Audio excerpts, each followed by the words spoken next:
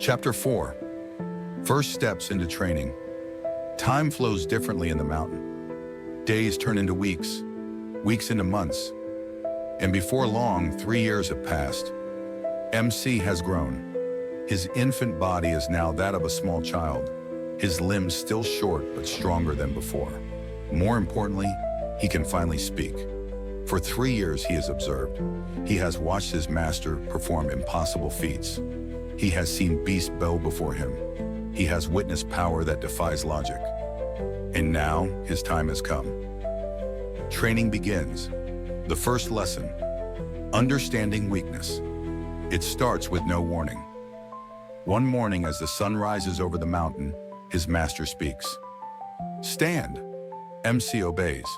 His legs are still small, unsteady, but he stands as best as he can. Then, his master tosses a boulder at him. A small one by this mountain's standards, but for a 3-year-old child, it is impossible. MC barely has time to react before the rock crashes down in front of him. His master speaks again, his tone calm, indifferent, lifted. MC stares. Is this a joke?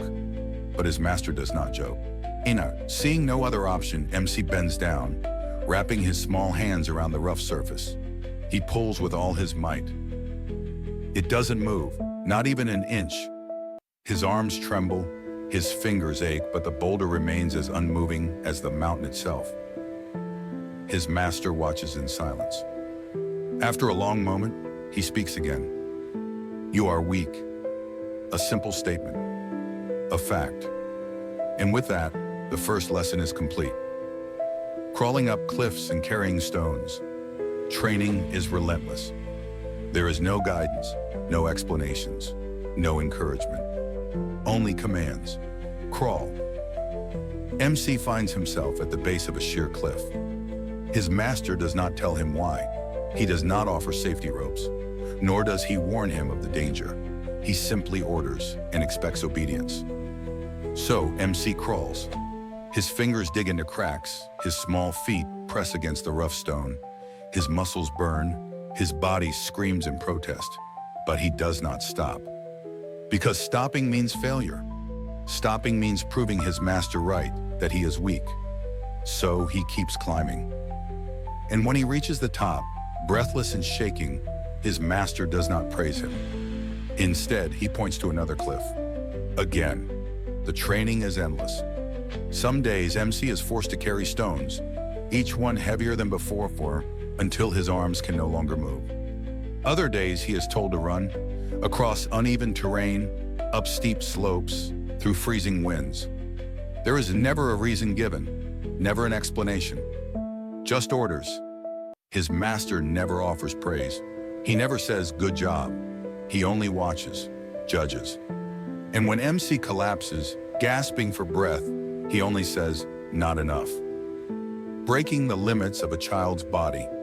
It does not take long for MC to understand the truth. This training is not normal. A child should not be able to endure this. A 3-year-old should not be capable of surviving this kind of training. And yet, he does. At first, he thinks it's simply endurance, willpower, sheer stubbornness. But then, he starts to notice changes. His body is adapting too quickly. Muscles that should take years to develop are forming faster than they should. His bones, instead of breaking, are becoming stronger. It is subtle at first, but then he realizes his constitution.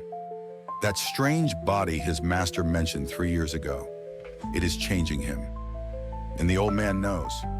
This is why he does not hold back. This is why he pushes MC beyond human limits, because he knows MC can survive it. And if he can survive it, he can grow. A master who does not explain. Yet even as MC's strength increases, his master never explains his methods. Never tells him why he must crawl up cliffs instead of climbing normally. Never tells him why he must carry stones heavier than his own body. Never tells him why he must swing a wooden sword thousands of times without stopping. No explanations, no answers. Only training. At first, MC wonders, does his master simply enjoy tormenting him?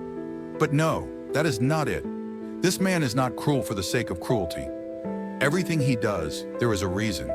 He simply refuses to explain it. Because explanations are a luxury. Because in this world, understanding does not matter. Only results do. The birth of endurance. The days turn into months. Pain becomes familiar. Exhaustion becomes routine. And soon, it is no longer suffering. MC stops thinking about how much his muscles ache, stops questioning why he must carry stones up mountains. He simply does it.